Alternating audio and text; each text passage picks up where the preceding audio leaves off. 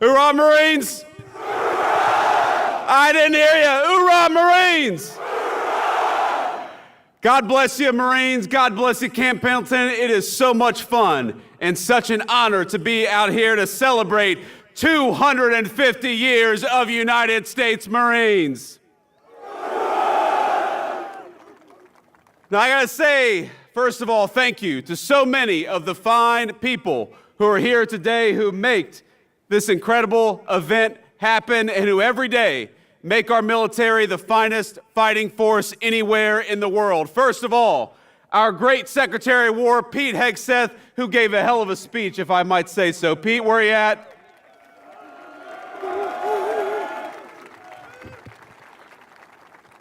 Now, he is a soldier, but are we proud of our Secretary of War, Marine Corps? Now, I will say, I was talking to Pete about this speech and thinking about what I said, and I realized that over my 4 years in the United States Marine Corps, I probably learned about 100 jokes about United States Marines. And every single one of them, Marines, would mean the end of my political career if I told it up here today. I sent a few of them last night to my communication staff, and I said, "Can I tell this one?" And they said, "Please no, sir. Please, please do not tell that one." We're also happy to be joined by our great Secretary of the Navy, John Phelan. John, thank you so much for your leadership and service.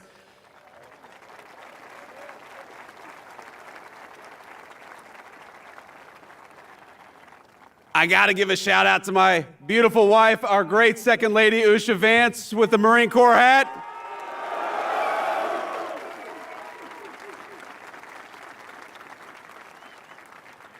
You know, I've been asked many times, why did I want to run for and become Vice President of the United States? And there's a lot of answers, of course, to that question. I wanted to serve our wonderful Commander-in-Chief, President Donald J. Trump, and I know we're proud of him. And of course, I wanted to serve the American people and make their lives better, but really, deep down, I wanted the Commandant of the Marine Corps to have to salute a member of the E4 Mafia, and now he has to.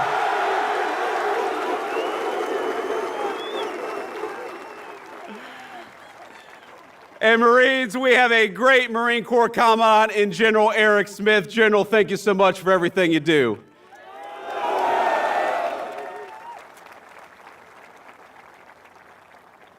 We got General Daniel Taylor. Where is General Daniel Taylor? Apparently he was sick today. We have got Admiral Gavin Duff here. Admiral, thank you for your service, sir.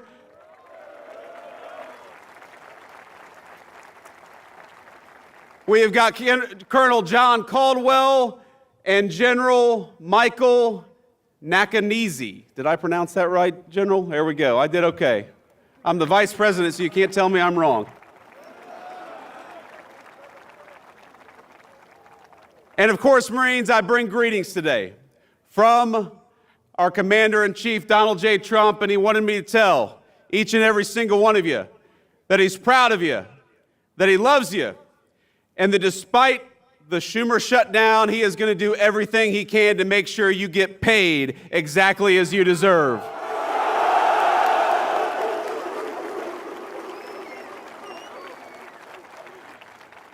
Now, I know we're here to talk about the Marine Corps, but I got to get just a little political because congressional Democrats seem to want to keep the government shut down, even though it would mean that a lot of you would not get your paycheck. But as I told the president just a couple of days ago, I said, "Sir, we have got to figure out how to pay these Marines, both for their sake, but also, of course, because if we don't pay our enlisted Marines, every bar in Southern California is going to go out of business, and we don't want that."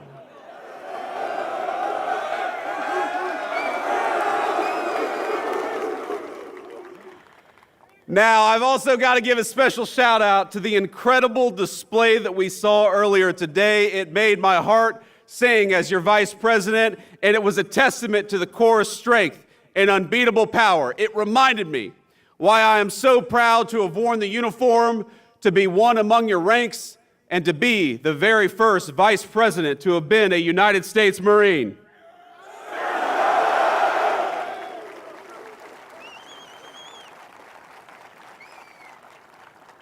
Now, for us East Coast Marines, Camp Pendleton has always had a special place in our imagination. We heard the stories of the back-breaking hikes you all had to do, the West Coast Marines had to do in Camp Pendleton.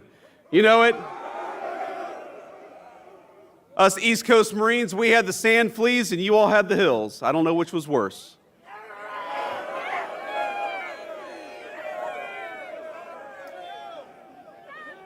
These guys behind me have opinions. So let's give some credit to the amazing Marine units who pulled this off. First of all, to the incredible Marines of this base and the Marine Corps Forces West who put on this display. Let's give a round of applause to the incredible job they did.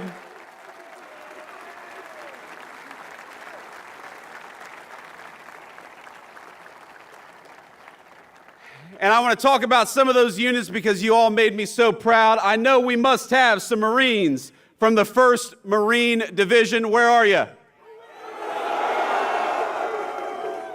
You all did a hell of a job. How about the Marines from the 3rd Marine Air Wing? I know we have some Marines from the 1st Marine Logistics Group, the lifeblood of the fight. Where are you all at? We've also got Marines from the 1st MEF Information Group, the brain of the fight. Where are you all at? And we've also got, of course, men and women from Marine Corps Installations West, the folks who keep the home front. Where are you, Marine Corps Installations West? There we go. Now, I know you all know we cannot leave out our brothers and sisters of the sea, so we're proud to have all the sailors of the Navy's 3rd Fleet here to celebrate 250 years of Marines. Thank you.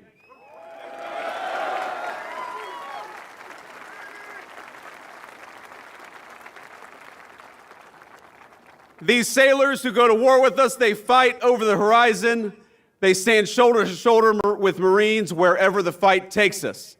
And if any group shares in the glory of the Marines' 250th birthday, it is our beloved Navy Corpsmen. Let's give a shout out to the Navy Corpsmen out there. We love them.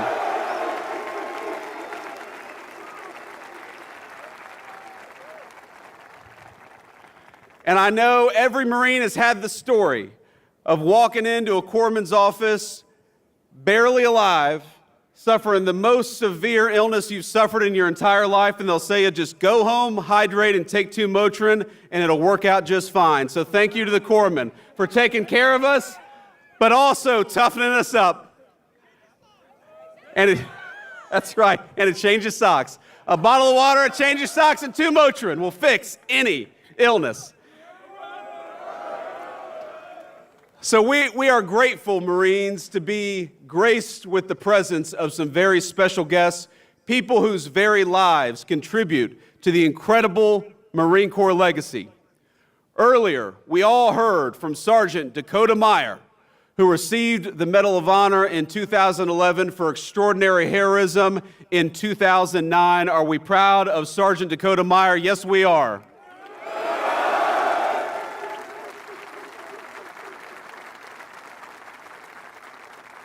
And despite the constant rain of enemy fire, then Corporal Meyer made multiple runs across an ambush zone that day, saving the lives of 36 American and Afghan troops. Dakota Meyer, we love you. We're proud of you. You're the very best of the Marine Corps and the very best of this country.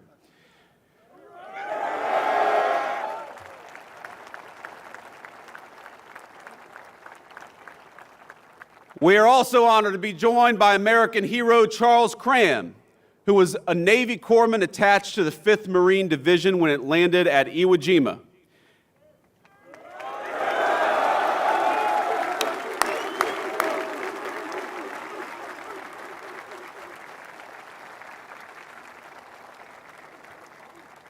Now, as part of that force, this American hero watched the Stars and Stripes raised over Mount Suribachi before being wounded on the 7th day of battle while tending to a Marine.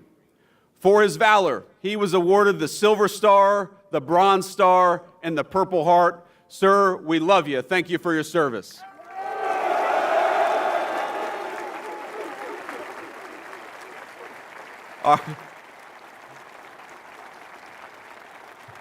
The Marines love their corpsmen, and that's one of the very best.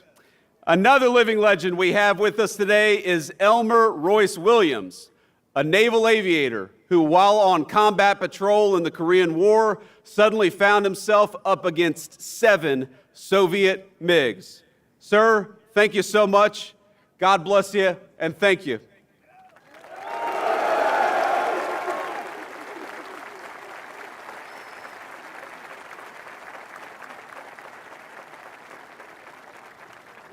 Now we're going to let the brave lieutenant take a seat, but I got to talk a little bit about him. I got to brag on him, because despite the odds, Lieutenant Williams took down 4 of them in a single 35-minute dogfight, the longest dogfight in naval history, a record, I believe, that still stands to this day.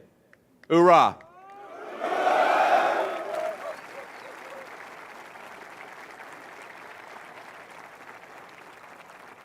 Now, not only did he take 4 MiGs down, he demolished the MiG's reputation as an unbeatable aircraft and secured his place among the legends of American military aviation.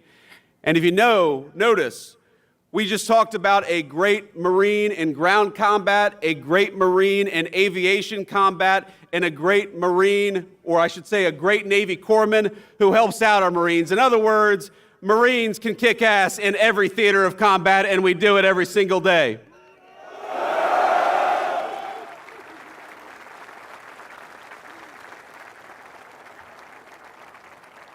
And I finally got to give a shout out to my dear friend, recently retired Master Sergeant Charles McKelvey. Chase, where are you at, man?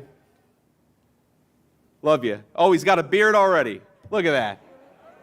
He's been out of the Marine Corps for 3 months. He's already got a beard longer than what I got.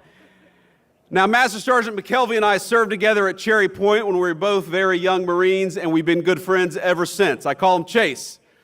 Other Marines will tell you Chase is an extraordinary person, the smartest, kindest Marine you'll ever meet, and those are descriptions I can personally attest to. Now, he was supposed to join me at my inauguration to become the Vice President last January, but tragically he lost his wonderful, devoted wife, Jillian, to a terrible illness just days before. So I want to tell you, Chase, in front of all these Marines, we're proud of you. We're thankful for you. I'm sorry I couldn't see you in January, but I'm glad to see you today, my friend. I love you. Semper Fi.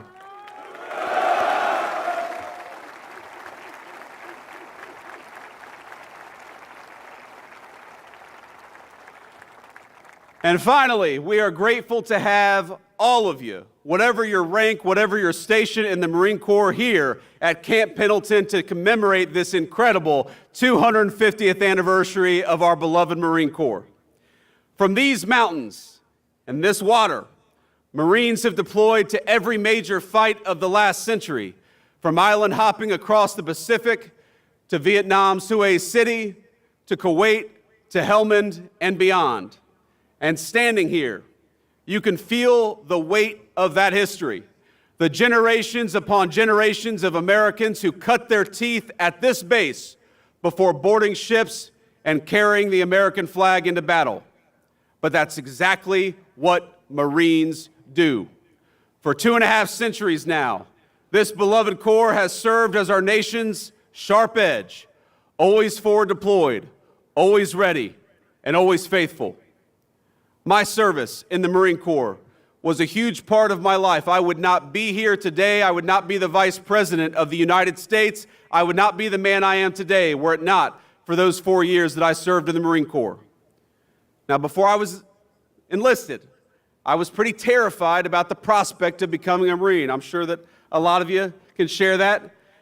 I remember I had nightmares before I went to boot camp of drill instructors yelling at me, of being away from my family, of being constantly stretched well beyond my own physical limits.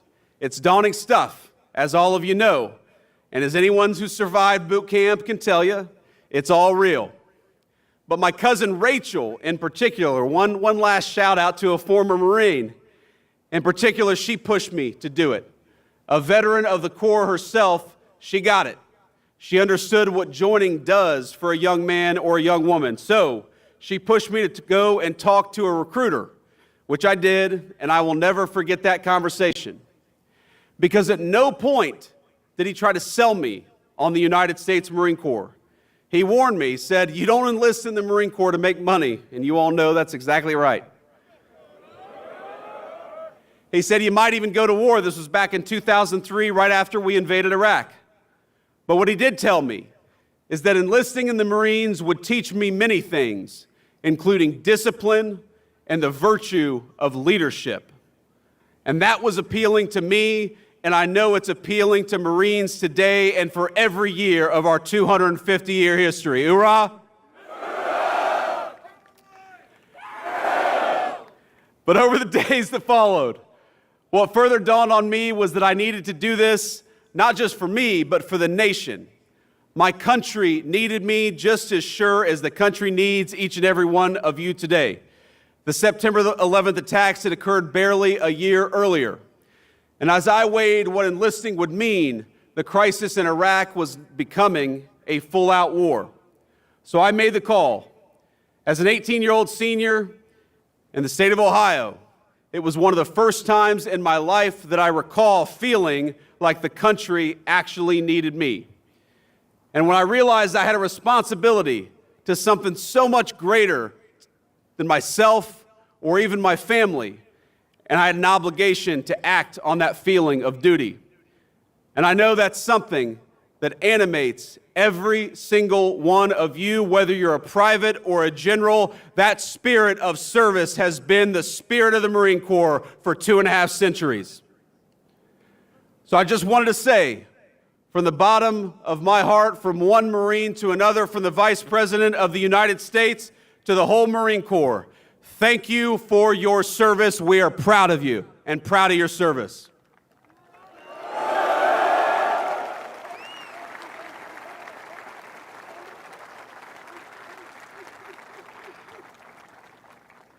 And I'm here today because I want to talk a little bit about the great Marine Corps tradition, 250 years of it.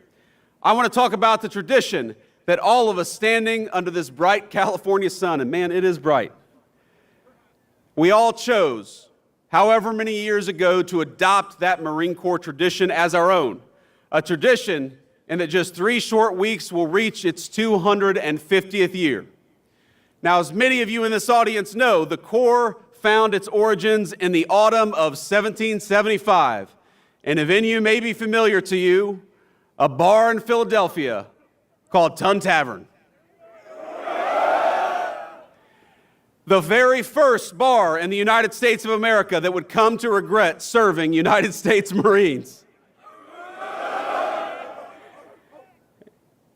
So here we are in Tun Tavern almost 250 years ago. And what we did in that moment was we answered the call of service. Because even before we had a Declaration of Independence, the Continental Congress organized an army and a navy to fight the British, but they recognized they needed something a little bit extra. They needed a force that could fight just as comfortably on land as it could on sea, that was able to move fast, strike hard, and hold its ground. So on November 10th, 1775, Congress resolved to raise 2 battalions of Continental Marines. Captain Samuel Nicholas established that first recruitment drive at Tun Tavern in Philadelphia in search of a few good men. He was seeking young, able-bodied citizens, men who relished the opportunity to fight tyrants, yes, but more importantly, who were eager to answer that first call of duty of a young nation. Just a few months later, Captain Nicholas was personally leading those Marines in a daring raid on New Providence, receiving British forts and supplies in the Bahamas. And 2 short years later, the Marines joined forces with the legendary John Paul Jones, the father of the American Navy, beginning a great tradition that has survived the entire term of our Marine Corps, that when the Marines and the Navy go to war together, they always fight well and they always win.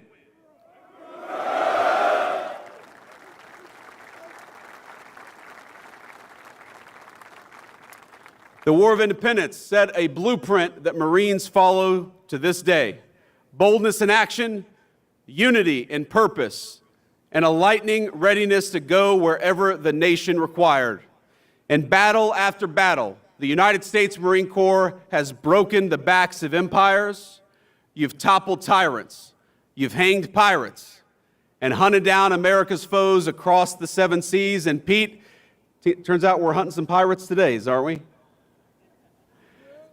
From Tripoli to the halls of Montezuma, from Bella Wood to Iwo Jima, and from Chosin Reservoir to Khe Sanh, we Marines have repeatedly earned our reputation as the first to fight and the last to leave.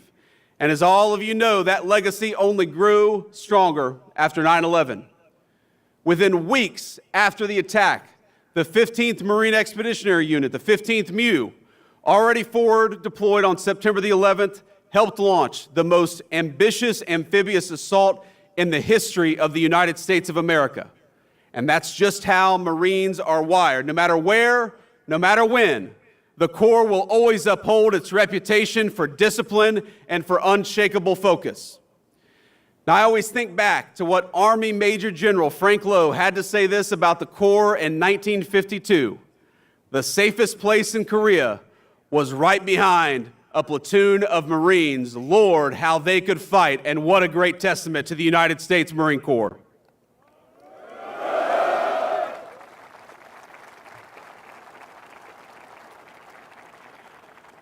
Because while the world keeps changing, new weapons, new threats, and new ways in which we wage war, the nation will forever need the United States Marine Corps. And in the Trump administration, we know that the work you do, protecting our country, putting your lives on the line to defend our way of life, is at the heart of Marine Corps service. Now, when officials try to shift focus to mandating diversity quotas, or they try to inject partisan politics into the American Armed Forces, they impede the Marine Corps' ability to do its best work, and that's why the Secretary of War and the President of the United States have stood so firmly against that crap. Because when you can't operate at your best on the battlefield, it puts everybody's lives at risk. And it's why we're recentering the focus of all of our military, including the Marine Corps, on those timeless values of discipline, readiness, and faith in one another. Now, I remember when I was a young recruit in boot camp talking about how politically correct things got maybe over the last few years, and I compare it to my time in the Marine Corps. I remember I was lining up as a young recruit to go to church one Sunday morning, and back then there were 2 lines. There was the Catholic line, and there was the Protestant line. And I remember we all get into our lines, and there's one recruit who's just kind of standing there by himself. And, you know, the folks watching on TV may not realize that Marines refer to themselves in the third person when they're in recruit training, because you haven't earned the title of United States Marine, and so you have to say, this recruit, instead of I. And so you've got this one recruit standing out there by himself, and the drill instructor says, hey, what the hell are you doing? And the recruit says, this recruit is an atheist. And the drill instructor says, bullshit, get in the Catholic line.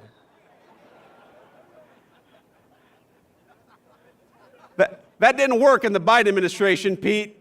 That didn't work in the Biden administration. But now we recognize that it is not our diversity that makes us stronger. It is our common purpose. It is our common mission. And it is the fact that every single person here bleeds Marine Corps green.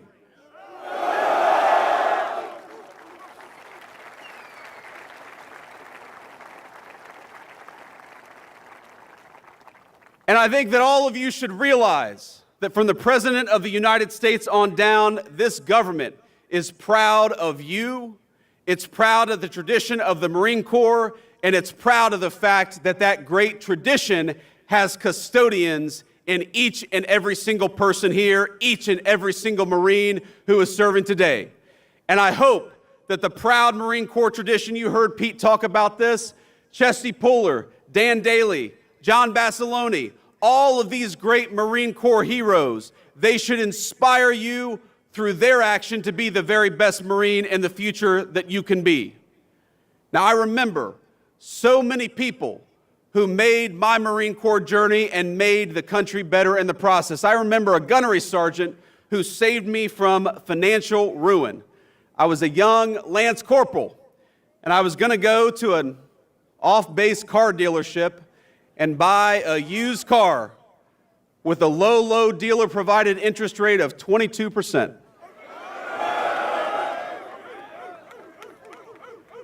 These Marines behind me, you aren't supposed to nod your head at that part, guys. No 22% interest rate. So I had a gunny who was like, look, stop being a dipshit and go to Navy Federal Credit Union, get a better interest rate, and then go and buy a car. And that's exactly what I did. I remember that gunny, and I remember a young Marine who was younger than I was. Chase knows who I'm talking about, a Puerto Rican Marine who grew up in New York City. You too, huh? A man I thought I had nothing in common with, but who I learned bled Marine Corps green just like I did, and who came to my inauguration as Vice President of the United States. I remember a Marine I served with, a guy whose political beliefs you might call far left, but despite the craziness of our politics today, remains one of my best friends and is a man I would trust with my life. I remember the Marines raising the flag over Iwo Jima, etching in American memory the importance of respecting and honoring our beautiful national symbol.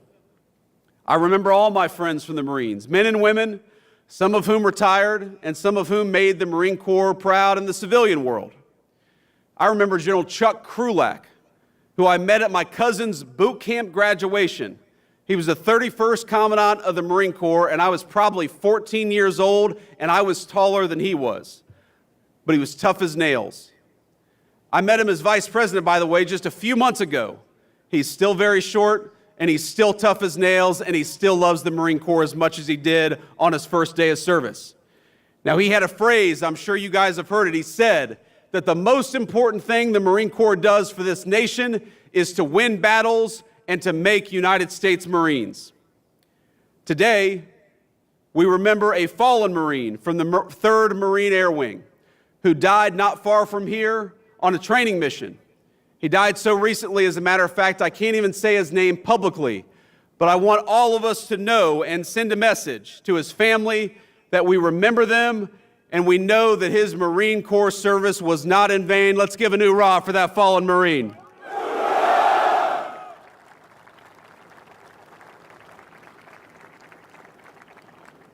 I know that all of us remember the friends who went off to war, and we particularly remember the ones who were mangled in combat or who never came home at all. Every single one of you has memories like this. Every single one of you is lucky enough to have friends like mine. Within each of you is your own Marine Corps legacy burning every single day. And because of that, every one of our fellow Marines lives on. As Gunnery Sergeant Hartman in Full Metal Jacket, we like Full Metal Jacket, Marines? He said, but the Marine Corps lives on forever, and that means you live forever. Our motto, Marines, is Semper Fidelis, which means in Latin, always faithful. Though the shape of the battlefield will change, our nation will be just fine, so long as fellow Marines just like you remain faithful to that great Marine Corps legacy. My fellow Marines, you have the watch now. You honor that legacy by how you carry yourself in public. You honor it by how you treat your friends and family. You honor it by how you contribute to your communities, and most importantly, you honor it in how you fight and win the nation's battles. So from one Vice President to an incredible United States Marine Corps, keep kicking ass, keep taking names. Semper Fidelis, Marines. Happy 250th birthday. God bless you.